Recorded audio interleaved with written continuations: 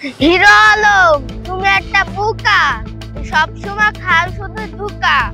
তুমি ঠিক মতন কথা বলতে পারো না, আবার এমপি হতে চাও। আগে এমপি কি সেটা জানো, তারপরে এমপি হওয়ার স্বপ্ন দেখো। তার আগে না, তুমি আগে মেম্বার হও, তারপরে চেয়ারম্যান হও। জনগণকে ভালোবাসো, তারপরে নিজের এলাকায় এমপি হবার চেষ্টা করো। একদিন অবশ্যই হবা, আমি দোয়া করলাম। কিন্তু বোকার মতো কথা বলবা না, এতে মানুষ তোমাকে ফানি ম্যান বলে। ঠিক আছে, ভালো থাকবা।